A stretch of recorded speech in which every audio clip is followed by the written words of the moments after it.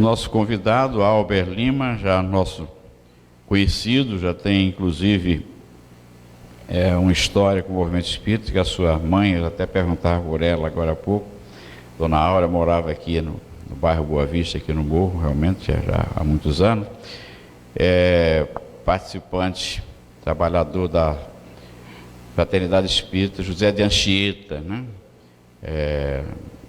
Lá na Serra, ao lado de Laranjeira. Inclusive é a Casa Espírita que trabalha aqui em conjunto com o lado dos idosos, professor Coelho Sampaio, né? Que a gente tanto tem participado e acompanhado daquele trabalho brilhante lá que é desenvolvido, né? O tema que ele vai abordar: amor, uma mente sã em um corpo são, né? Seja bem-vindo, Albert. Obrigado, Vanberto. Boa noite, irmãs. Boa noite, irmãos. Boa noite, espiritualidade amiga que nos acompanha. Boa noite, os irmãos da espiritualidade que sempre se fazem presentes. Boa noite, Jesus. Disse Jesus: onde 2 ou mais estiverem reunidos em meu nome, aí estarei. Aqui ele está. É fato, né? Então Jesus está ao nosso lado, nos amparando, nos felicitando por escolhermos estar aqui hoje. Isso é uma escolha, nós escolhemos estar presentes na Sociedade Espírita Irmão Tomé. O querido irmão Vanberto falou do Lar dos Idosos, professor Coelho Sampaio.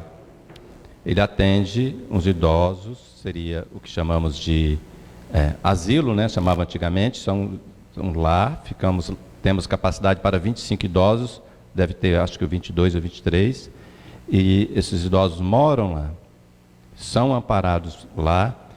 A Sociedade Espírita Irmão Tomé auxilia, a Comunidade Espírita Esperança auxilia, sempre que pode, nas festas, mas auxilia também cotidianamente, né, na manutenção da alimentação, muitas vezes financeiramente, porque temos sim ajudas, verbas, né, de convênios, como o Tribunal de Justiça, mas não supre.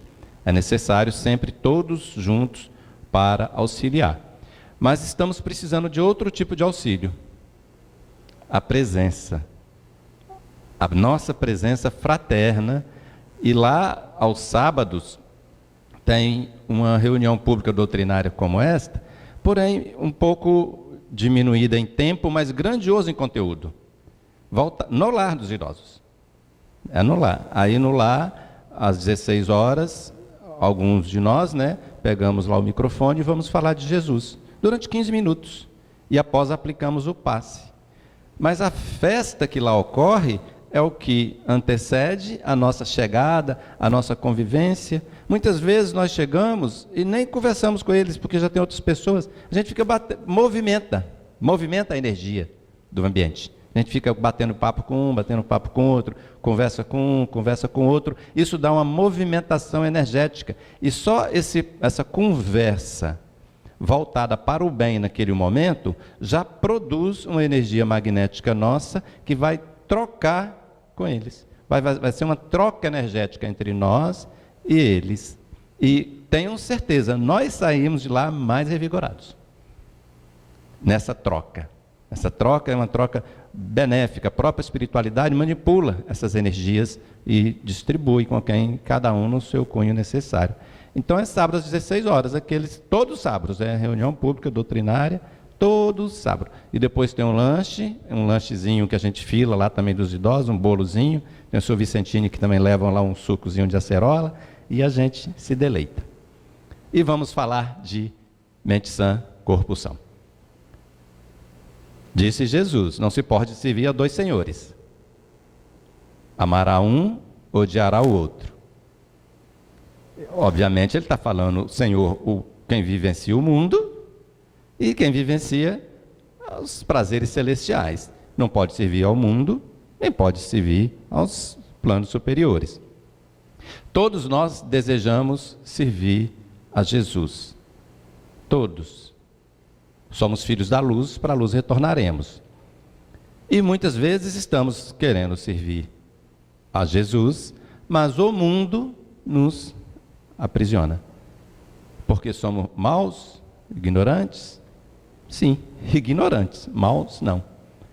Porque queremos? Não. A nossa condição é de planeta de provas e expiações. Então nós estamos no nível de espíritos imperfeitos. Já começa por aí. Somos imperfeitos. Espíritos mais propensos à inferioridade do que mediano. Na escala espírita nós vamos ver lá que tem os espíritos imperfeitos, né? Diversos tipos de espíritos, depois tem os bons espíritos. Característica do mundo de prova e expiação: predomínio do mal. Então, vamos esquecer a doutrina espírita, perguntamos a qualquer pessoa que nem noção de religião tem e pergunta: o que você acha desse mundo? Predomina o bem e predomina o mal? Todos vão dizer. Aqueles que estão ligados, predomina o mal. Por que predomina o mal? Porque a maioria, encarnados e desencarnados, são espíritos vinculados ao mundo. Vamos falar em 5 tópicos, vamos correr um pouquinho e parar um pouquinho, para poder chegar a uma mente sã e um corpo são. O objetivo nosso é simplesmente trazer algo que muitos já conhecem, com toda a simplicidade possível, para tirar uma reflexão da necessidade, mas da necessidade premente, da necessidade urgente, da necessidade apressada, da necessidade para ontem, da mudança de atitude. Quem achar que não deve mudar de atitude, não tem problema, está tudo certo, ótimo. Mas aqueles que acham que a minha vida, que o nosso momento, eu preciso mudar as minhas atitudes para conseguir fazer algo diferente, é o momento. Então nós vamos refletir com Jesus.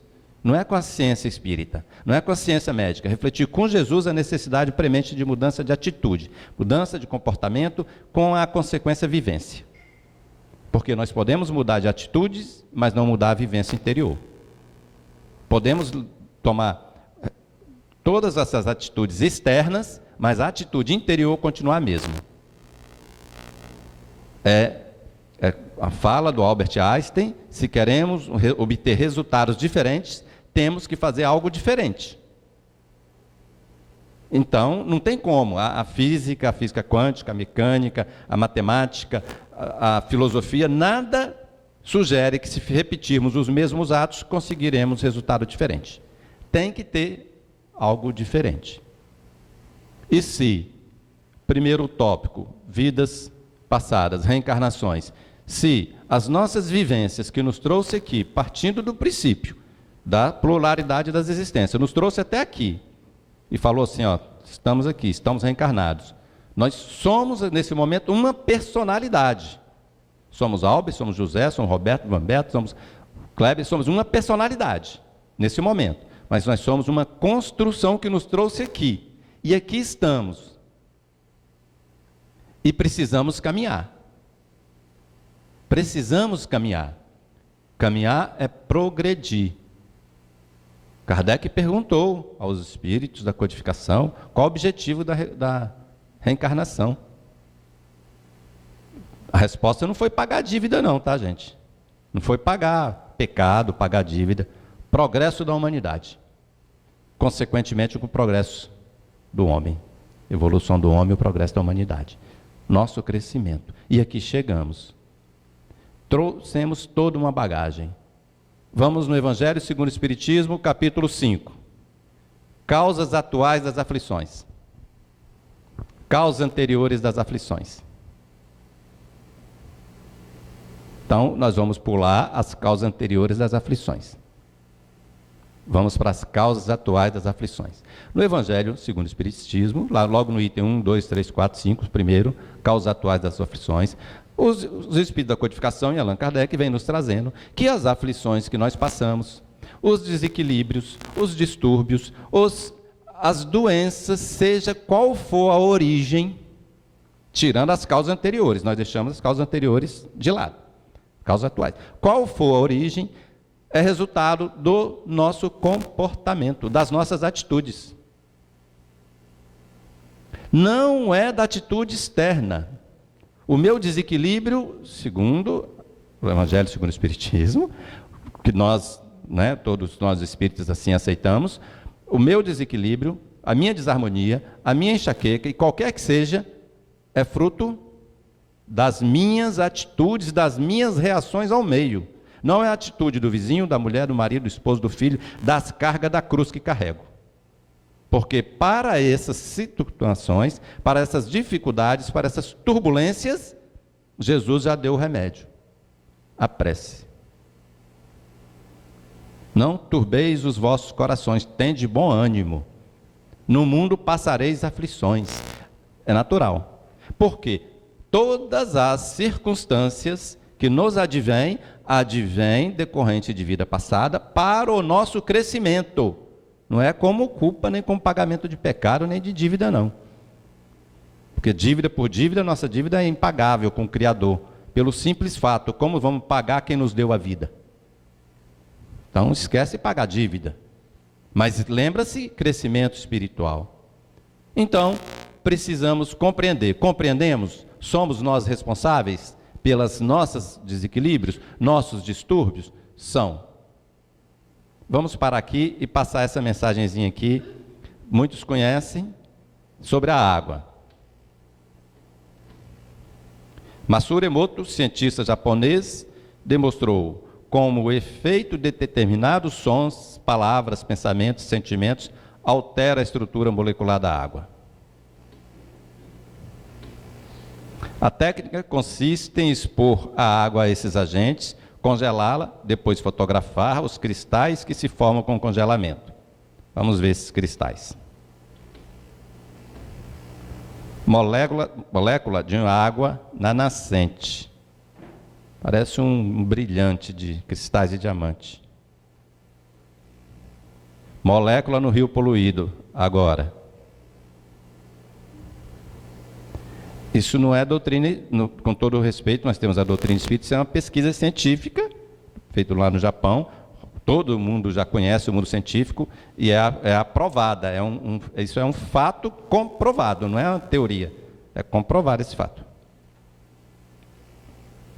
Dr. Emoto colocou água entre dois alto-falantes que emitiam o som de uma oração, e, após algum tempo, congelou a água, fotografou, e os cristais que formaram, vamos ver?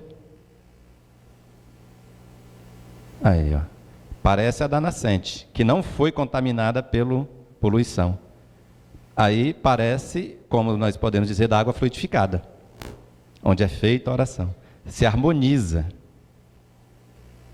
Molécula de água exposta à energia do som da área para a corda em sol de Bach. Olha ela aí. Vamos ver outra. Heavy metal.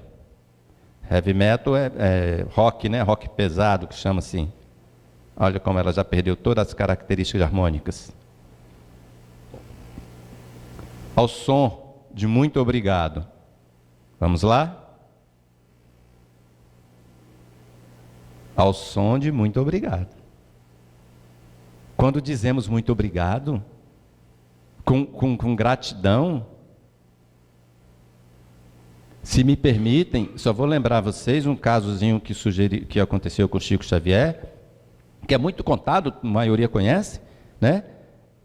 Da situação da bênção. Chico, muito atarefado, né? Ele acordava às 6 da manhã, pegava uma charrete e ia para a fazenda, chamava Fazenda Modelo, que ele era do Ministério da Agricultura, que ele era escriturário, né? Ia lá trabalhar, era distante da cidade. Dava uma hora e tanto de charrete. E uma hora dessa ele saiu atrasado, ia caminhando, não tinha charrete, e estava uma correria. E uma senhora, chamando o Chico, Chico, vem cá, Chico. Aquela psicografia do remédio, eu não conseguia ler a letra. A mulher queria que o Chico, vem cá, Chico, para ler a letra da psicografia do dia anterior, né? Chico, minha irmã, depois eu volto. Eu estou atrasada, e vai Chico indo. E ele volta. Ele bate um papo ali com o Emmanuel, ele volta. Aí a senhora fala, Chico, sim, eu não entendi a letra. E Chico vai e diz para ela, não, isso aqui é assim, assim, assim, e segue a viagem. Quando ele vira e segue a viagem, Emmanuel aparece para ele. É importante dizer que Chico voltou por ele quis. Ele falou, vou voltar. Depois Emmanuel apareceu e falou, olhe para trás. Quando ele olhou para trás, a senhora tinha dito, vai com Deus, Chico. E viu um jato magnético de luz em direção a Chico Xavier. Da mulher. Não era de anjo guardião, não. Da mulher. Num gesto do vá com Deus. Esse também é um gesto do muito obrigado. Seguindo aqui, ameaça de morte. Olha, a mesma molécula. Isso é uma molécula, tá, gente? A mesma. A voz do Hitler. Pula. Amor e admiração. Vocês podem ver que aqui no Amor e Admiração mudou um pouquinho o formato, que eram 5 ou 6 pontinhas de cristais. Aqui já está um pouquinho mudado. Pastoral de Beethoven, está um pouco semelhante. Cristais de água de essência de camomila. Chá de camomila que a gente tem para... Amor. Deixa ninguém esquecer que nós, seres humanos, somos compostos 74% de água. Veja, agora é nosso pensamento. Vamos falar do mundo mental? Se formos entrar na ciência espírita sobre o mundo mental, nós ficaríamos aqui só o ano todinho, todos os dias, 4 horas por dia, e não encerraríamos o assunto sobre o mundo mental. Dos encarnados. Se for botar o desencarnado no meio, não dá. Uma existência não dá para estudar o mundo mental. Não dá. Eu recomendo àqueles que puderem, adquirir o livro Horizontes da Mente, que é Miramês, e também o livro Pensamento e Vida, do Emmanuel, né? Com o Chico Xavier. Busquem lá. É importante lembrar que todo este composto é produzido na mente. O que pensamos. Nós somos o que pensamos. Eu só vou dar um pequeno aspas, o que ocorre no plano espiritual nosso com o que pensamos. Basta dizer para nós assim, tudo que pensamos torna-se ideia fixa e toma uma forma e fica gravado no nosso campo perispiritual, acessível a qualquer irmão desencarnado ver e ler o nosso campo mental. Espírito bom, espírito ruim. Verdadeira fotografia dos nossos medos, anseios, desejos, crimes, sentimento de rancor, de mágoa, de amor. Nada é escondido no corpo que chamamos perispiritual. Nada. Então, pensamos, está aqui a imagem, é o mundo mental. Vá para o corpo perispiritual, impregna o corpo perispiritual e afeta o corpo físico. Afeta por osmose, não tem como. E esse corpo físico assimila toda a descarga energética do nosso mundo mental. E mais. Descarga energética do nosso mundo mental. Vamos falar da parte negativa. Dos nossos desequilíbrios, distúrbios, medos, anseios, entre todas as neuroses. E assimilamos dos irmãos desencarnados que estão na mesma sintonia. Pode não gostar de nós, pode não gostar, pode querer nos prejudicar, pode querer nos ajudar. Quem estiver na sintonia da mágoa, atraímos o campo mental, absorvemos a energia, que é uma coisa, e absorvemos os irmãos.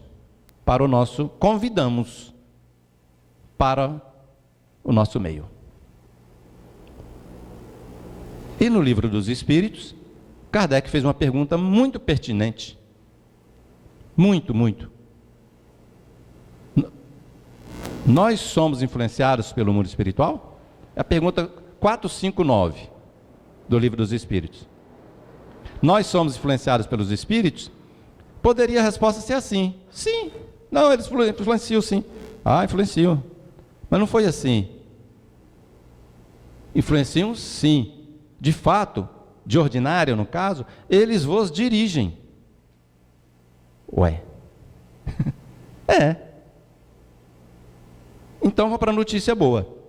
Se o nosso mundo mental prepara todo esse arcabouço físico, todo o arcabouço espiritual, se for desequilibrante as nossas energias, estamos desequilibrados e somos influenciados e atraímos toda a gama energética negativa para nós. E se for positiva? E se for de alegria? E se for de amor? E se for de perdão? E se for de servir? Atraímos toda a gama energética dessas vibrações e os irmãos vinculados nessa faixa. De quem é a escolha? Nossa. O direito é nosso de escolher a quem vamos servir. Não sirvamos aos dois senhores. Esquece servir Deus e servir ao diabo. É ótimo, tudo bem, vamos servir, não servir a Deus ou ao diabo, tudo bem. Mas vamos pensar, nós vamos servir às coisas do mundo, ao medo, à ansiedade, ao estresse, aquilo que gera aflição? Ou vamos estar no mundo, que é necessário, mas vivendo a paz íntima com Jesus?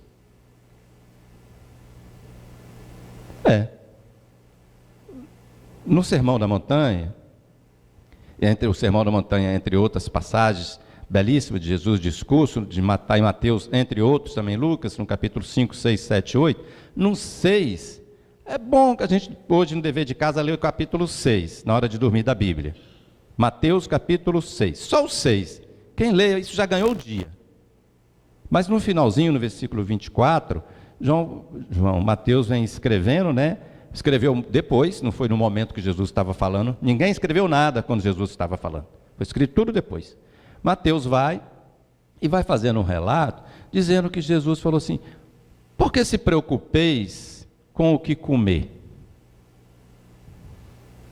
Quem dera se a nossa preocupação hoje em dia fosse o que comer. Antes, digo da minha geração, da minha mãe, na minha não veio, mas talvez da minha mãe, ou do meu avô, a preocupação era o que comer. Hoje, não é mais o que comer. As nossas ansiedades são outras. Mas, por que preocupeis com o que comer? Olhai as aves do céu, não semeiam. Não. Nem ceifam.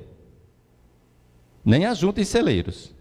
E o Pai as alimenta. Não somos mais que as aves do céu? Bom, o que Jesus está dizendo isso aí? O que isso serve para nós? Preocupações desnecessárias. Buscas de anseios que não irão nos preencher. Quais anseios? Por que se preocupeis em ajuntar tesouros na terra? A continuação, pulando os pedacinhos, que os ladrões roubam, as traças corroem. Ajuntei tesouros no céu. Nem os ladrões roubam, nem as traças corroem. Tesouro no céu, vamos ajuntar como? Vindo aqui na reunião pública doutrinária? Vim aqui à reunião pública doutrinária, nós estamos fazendo um movimento da busca do tesouro. É um movimento em busca do tesouro celestiais no nosso coração. Fazer o trabalho no bem é um movimento em direção à busca do tesouro. Participar de grupo de estudo, oração, meditação, é movimento em busca do tesouro. É movimento em busca da mudança. Mas o tesouro é a conquista interior com Jesus, é a transformação. Fazemos um movimento e não transformamos, não adquirimos o tesouro.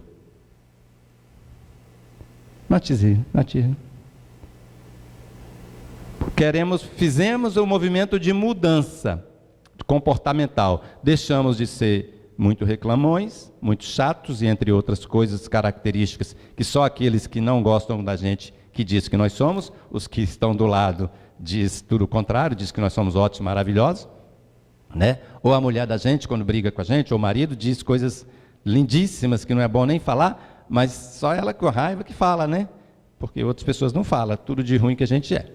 Então, mudamos isto, mas mudamos intimamente. Aí é o tesouro. Aí encontramos o tesouro da paciência. Da bondade, da doçura, benevolência, até conseguirmos um tesouro imperecível nosso, que ninguém vai tomar. E o tesouro está no Livro dos Espíritos, questão 886. Allan Kardec, a voz de Jesus, amparado pelos espíritos que o assessoravam, fez a seguinte pergunta: qual o verdadeiro sentido da palavra caridade? No entendimento de Jesus. Não é do meu, não é do Roberto, não é do Roberto. Não. No entendimento de Jesus, agora, qual o verdadeiro sentido da palavra caridade? Se Jesus olharmos para nós e falar assim: bom servo, foste fiel no pouco, tomai posse, tomai parte do meu reino, a ti será dado 10 cidades. Já pensou se Jesus disser isso para a gente, quando tivermos essa condição? Um dia seremos. Mas a resposta que nos levará a ser bons servidores é benevolência para com todos, indulgência para com as imperfeições alheias, perdão das ofensas. Ué, essa é a caridade no entendimento de Jesus? É. E a humanidade não é assim? Se fosse, não estávamos... Quer dizer, se fosse, estávamos aqui, mas esse mundo não seria assim. Seria totalmente diferente. É este tesouro maravilhoso que precisamos buscar. Não tem outro. Vamos passar um pequeno filmezinho aqui? Roberto.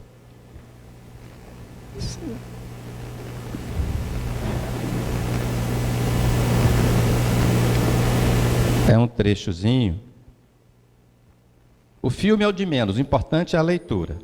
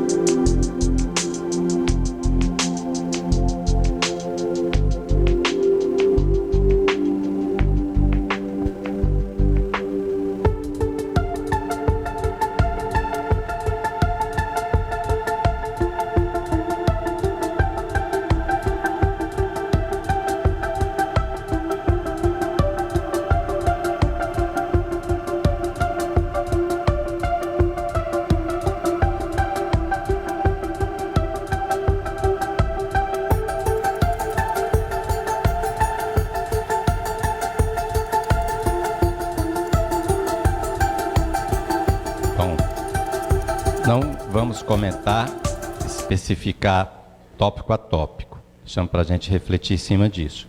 Vamos trazer dentro da doutrina espírita como funciona a ação das energias espirituais, das forças mentais em nós. É imprescindível compreender que nós, esse corpo que aqui está físico, que daqui a pouco não estará, é secundado. Esse corpo é um equipamento que permite que a essência divina, o espírito, através de um corpo chamado corpo perispiritual, se manifeste para o nosso progresso. É importante compreender que existe em nosso corpo perispiritual determinadas, podemos dizer assim,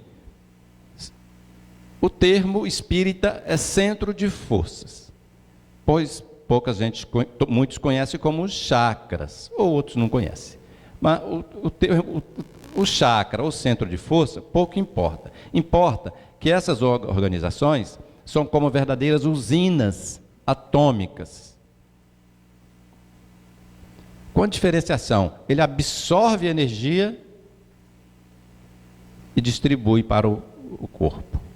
Esses centros de forças, André Luiz relata isso no livro No Mundo Maior, né?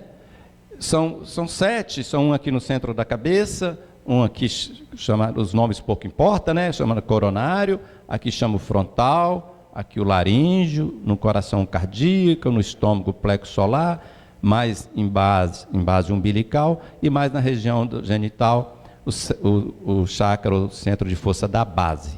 Cada usina, vamos colocar assim, usina mental, comanda os órgãos e em volta.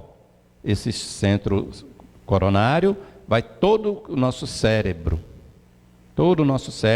o cardíaco, toda a região do coração, o plexo solar, toda a região do estômago, né, com as vesículas. Pois bem, como que isso funciona? A centelha divina, a mônada celeste, a alma, ela precisa de um meio para se manifestar. Deixa o corpo físico parado um pouquinho. Vamos falar no homem espiritual. Ele precisa de um meio, de um corpo, chamado corpo espiritual. É matéria. Então, corpo espiritual não é o espírito, é um corpo. É uma veste, como esta. Como não? Semelhante. Esta. Este precisa de meios para captar as informações da alma, da centelha divina, da mônada. Ele precisa de meios. E esses meios de receber essas energias chamamos centro de força. Por exemplo, aqui tem a energia elétrica com esse fulcro elétrico. A centelha divina, a alma, é a energia. Onde está a energia? Lá na usina, gerou. Precisa vir aqui. O fio é o meio para chegar aqui, esses centros de forças. O que equilibra esse centro de forças são as nossas emoções, são os nossos pensamentos. E os nossos pensamentos em desalinho, seja qual for a área de desalinho, qual for o foco de fixação, vai desequilibrar esse centro de forças. E esse centro de forças, vamos dar um pequeno exemplo do coronário, ele é o responsável de absorver todas as energias superiores. Energia emanada do próprio Criador. Energia dos sóis, que há bilhões de anos estão brilhando, das estrelas, da lua. Energia da prece. Energias espirituais purificadas. Ele absorve e distribui. E uma dos órgãos, das glândulas, que esse centro absorve, chama-la glândula pineal, epífise. Esse é o caso. O caso que a epífise, hoje a medicina já estuda ela muito mais aprofundada. O Dr. Sérgio Felipe, em São Paulo, médico da USP, já estuda, já tem vários estudos científicos e já comprovou. André Luiz já vem falando da epífise no Mundo Maior, nos Missionários da Luz, A doutrina espírita já fala da epífise, que é a glândula da alma, que é a glândula da mediunidade. E hoje foi comprovada pelo esse médico pesquisador espírita na USP. E essa epífise, sendo a glândula da alma, é a glândula que faz a nossa ligação com o plano espiritual. E é a glândula que comanda todo o nosso sistema endócrino, físico. Vixe Maria, se essa glândula entra em desarmonia no plano espiritual, com os nossos pensamentos, nossa vinculação mediúnica, intercâmbio espiritual, aflora para o lado negativo, para sermos mais influenciados espiritualmente. E essa glândula em desarmonia desarmoniza o nosso sistema endócrino. E vai romper, e vai gerar produção de hormônio dificilmente detectado pelos laboratórios. Dificilmente. Produções de hormônios em doses mínimas, gerando um desequilíbrio que vai aflorar no corpo, naquele lugar mais sensível. E iniciando pelas doenças, podemos dizer assim, emocionais.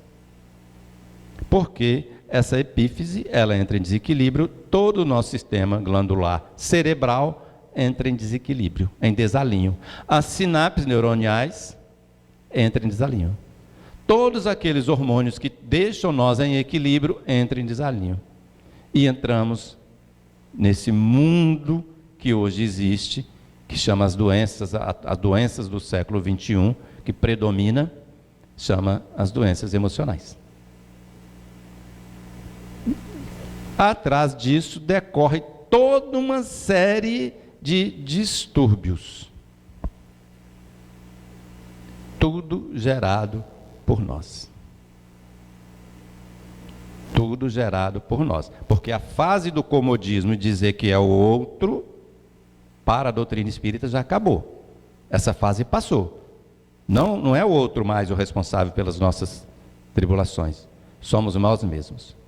E como nós vamos pegar isto, essa vivência que nós estamos, esse momento que estamos, né, doentes que somos, verdadeiramente podemos nos designar assim, porque saúde, segundo Emmanuel, é a perfeita harmonia do corpo e da alma.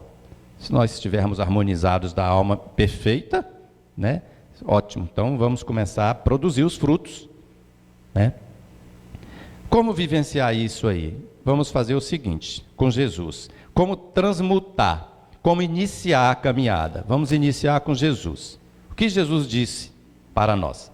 Ele disse que veio para os doentes, não veio para os sãos. Começamos assim. Então, ele andava no meio dos doentes. Claramente isto. Então, veio para nós. E o que nós estamos fazendo? Buscando Jesus, buscando caminhar. Qual a função de uma instituição espírita ou qualquer templo religioso? Nos religar ao Pai, cada um no seu formato. A doutrina espírita, o diferencial, que é para educar o espírito, não educar ações. A doutrina espírita nos traz que a liberdade do espírito, não é a liberdade de ações, não é as ações, é a vivência do Cristo. E o Cristo disse assim, diversas vezes, diversas passagens. Primeiro, ele não julgou ninguém e nem disse para você especificamente, faça isso, faça assim, desse jeito, eu estou mandando, me segue que você será salvo. Ele trouxe a doutrina do amor. Apareceu um jovem a Jesus e disse, mestre, que é preciso para alcançar a vida eterna. Jesus não disse nada a ele. Jesus, nada diferente. Falou para ele assim, o que está escrito na lei? Amar teu pai, tua mãe. Falou lá os 10 mandamentos para ele, né? Não matarás, não julgarás, não roubará, não cobiçará a mulher do próximo, não cobiçará o seu boi, seu jumento. E o jovem vai, mas eu faço isso, mestre. Desde criancinha eu faço isso. Então, só falta uma coisa, vende tudo e segue-me. Jesus disse assim, Quando em determinado momento, uma mulher foi apresentada a ele, né, em adultério, está aqui, apresentou, a turba, já com as pedras em mãos, disse a ele: mestre, a lei diz para apedrejar, já com a pedra assim, né? A lei diz para apedrejar, e você o que diz? Atire a primeira pedra, quem estiver sem pecado.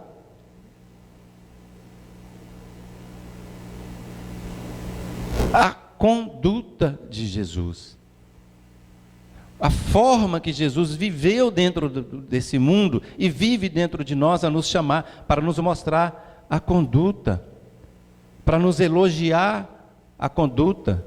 Quer ver o elogio de conduta? Um centurião, né? Centurião é um romano, seria hoje um capitão. Centurião tem uma centúria, 100 soldados romanos sobre a guarda dele, sobre o direcionamento dele. Chega para mestre, meu servo está doente, muito mal.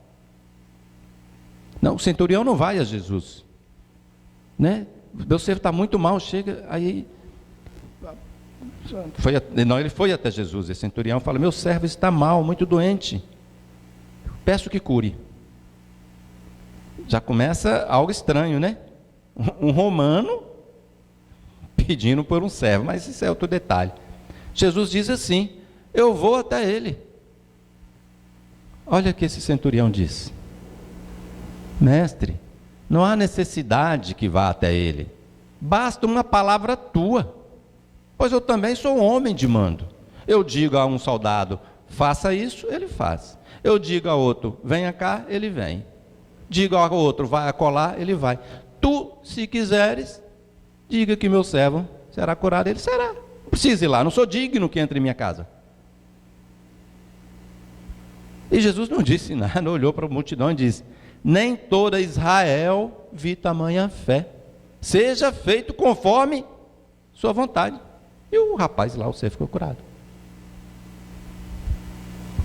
Esses detalhes, pequenos detalhes da vivência do nosso Senhor, é que precisamos trazer, ler, buscar o Evangelho, buscar lá os relatos dos escritos e pegar a essência pura do que está ali.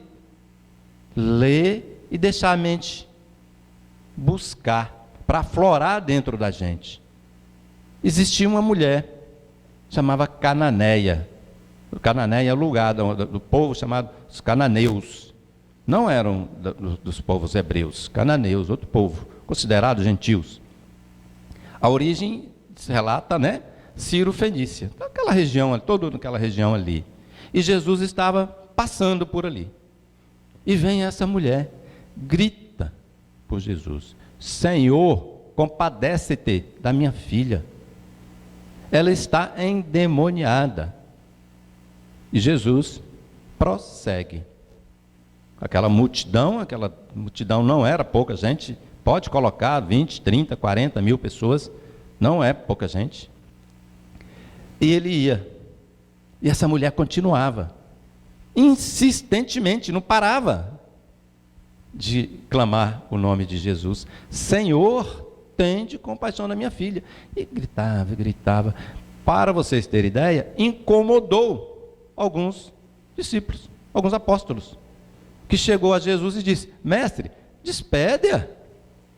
Não sei se incomodou porque aquela mulher vinha se arrastando, gritando, ou não sei o que motivou, mas eles falaram: mestre, despede, ela vem gritando aqui, tipo assim, creio, ou despede para ela parar de perturbar a gente, né? Ou despede porque ela está gritando à toa, que ele não deu atenção. Mas Jesus para, e essa mulher consegue chegar perto. E há um diálogo interessante, muito interessante. A mulher diz novamente: Senhor, tem piedade da minha filha, está endemoniada. Jesus diz assim: não é bom que tire os pães dos filhinhos, dos pequeninos, e lance aos cachorros, pois o Filho do Homem veio para salvar o povo de Israel. Tudo estranho, busca a essência do ensinamento, não busque o verbo nos mata. busca a essência. O que não vamos chegar aí? Jesus estava dizendo para aquela senhora, né, que não, ele, o Messias, veio para salvar o povo de Israel. Ela não era israelita. Óbvio que não vamos entrar nos méritos da questão de interpretar, na exegese desse conhecimento, mas vamos buscar a essência. O que essa mulher fez? Eu estou colocando para você ver a conduta. Primeiro, ela insistentemente clamou a cura da filha. Depois, Jesus negou. Não negou peremptoriamente, mas disse: não é bom pegar o pão aqui, eu pegar meu pão, que eu vim para dar aqui, para dar ali. Lançar os cachorrinhos. Essa mulher responde: Senhor, até os cachorrinhos comem as migalhas que caem na mesa dos seus donos. Jesus vira para ela: a tua fé seja feita conforme a tua fé. E a filha ficou curada. É a conduta, esquece as palavras, a conduta desta mãe, insistentemente, a suposta negativa de Jesus, primeiro em não ouvi-la, segundo em dizer que não era bom tirar os pães e dar para os cachorrinhos, segundo em aceitar que é cachorrinho, e terceiro, se contentar com a migalha do amor do Pai. E foi feito. Conduta.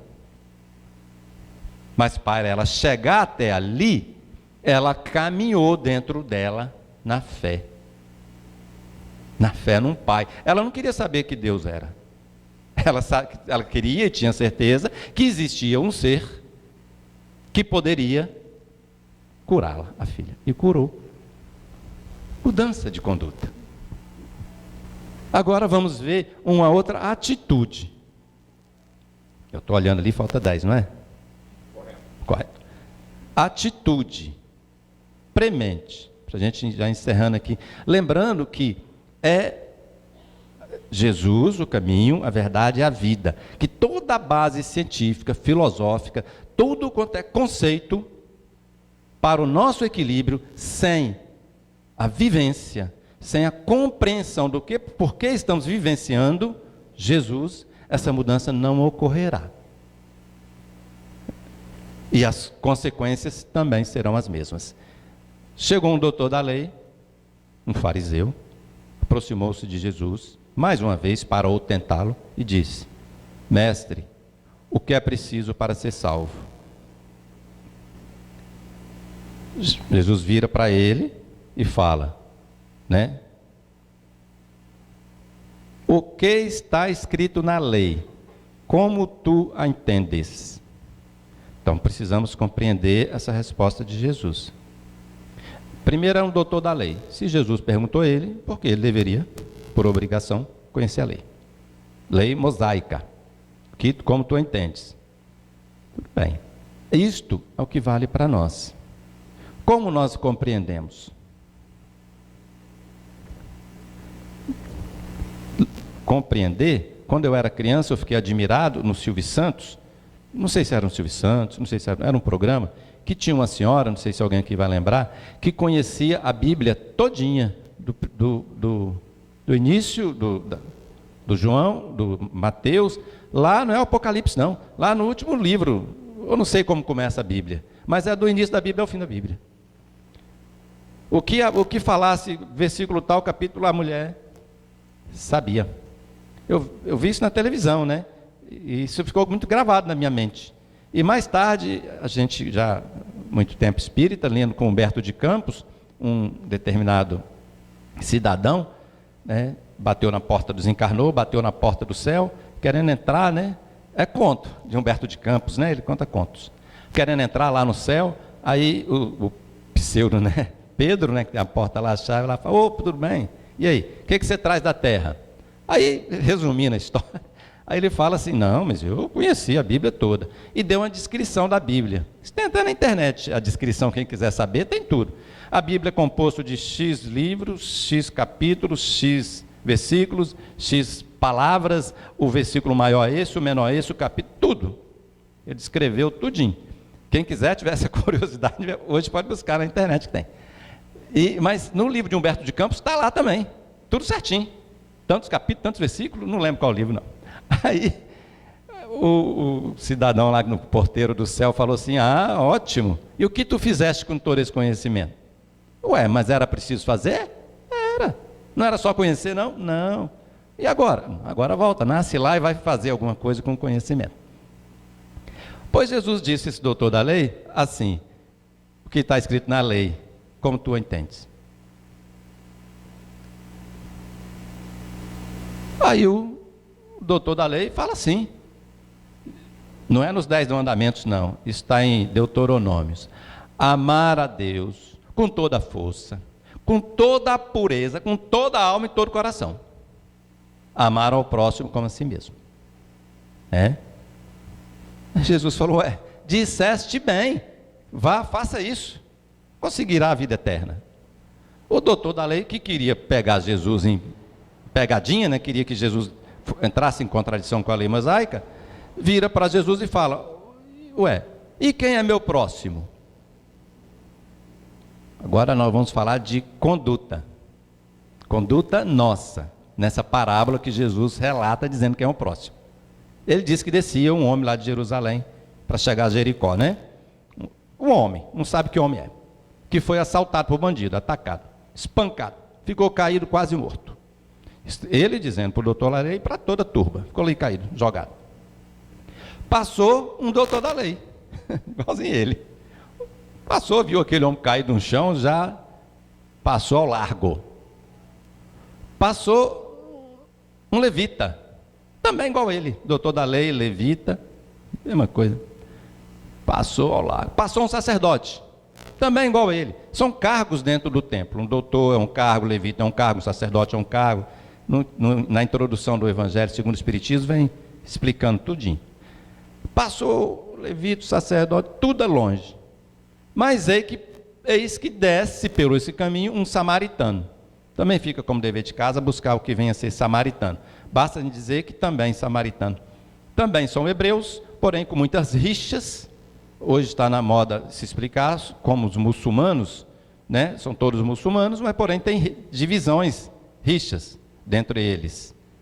Como aqui antigamente, na Idade Média, dentro da igreja, antes da Reforma, tinha muitas guerras dentro do próprio cristianismo, entre a Reforma e entre a Igreja Romana. Então, era um povo hebreu, mas porém separados por conceitos religiosos, os samaritanos. E eram considerados impuros, homens péssima qualidade. Eles preferiam conviver com romanos, com gentios, do que com os próprios samaritanos, totalmente impuros. Quando um judeu encontrava um samaritano, ele virava de lado e cuspia, e dizia raca. Eis que no próprio Evangelho de Jesus, Jesus disse que será condenado ao fogo do inferno aquele que dizer raca. E eles viravam para o povo deles mesmo e diziam raca. Você vê o nível da situação dessa parábola. Esse samaritano, que era um povo impuro, imundo para os judeus, olhou aquele homem, aproximou, tomou-se de compaixão. Vamos lembrar uma atitude? Compaixão. Ele tocou-se de compaixão. Pegou esse homem, botou no animal, cuidou, levou para a estalajaria, cuidou a noite toda. De manhã, pagou o estalajadeiro e falou: cuide bem desse homem. Quando eu voltar de viagem, pagarei o restante. Jesus pergunta para o doutor da lei: quem você acha que foi o próximo? O doutor da lei foi obrigado a dizer: o samaritano. Qual foi a pergunta anterior? Ele iniciou com: o que é preciso para ser salvo? O que é preciso para encontrar a vida eterna? E é o exemplo que foi dado de um trabalho de amor e de caridade. Não foi dado outro exemplo. Não foi do conhecimento da Bíblia, nem da doutrina espírita. E para encerrar, encerramos com outro trabalho de amor, Jesus nos mostrar que quando o Filho do Homem vier em toda a sua glória, toda a sua honra, com todos os seus anjos, juntará todas as nações e separará. À sua direita ele botará as ovelhas, à sua esquerda botará os cabritos.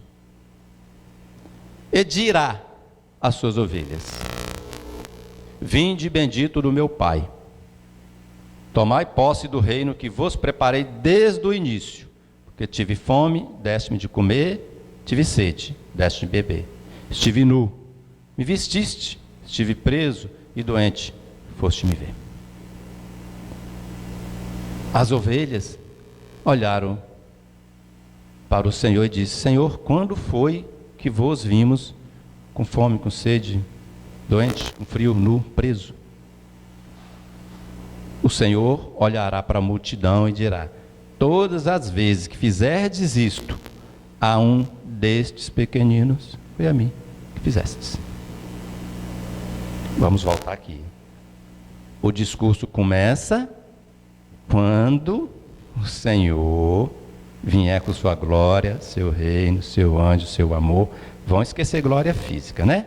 Vão esquecer reino físico, vão esquecer o reino no coração. O que ele diz? Tomai posse do reino que vos preparei. Qual reino? O reino de Deus. Aonde está o reino de Deus? No nosso coração. Tomai posse. Como vamos tomar essa posse? Na caridade, no servir. Agora, como vamos servir e fazer caridade, se essa servir, essa caridade não nos transformar, não nos fizermos melhor?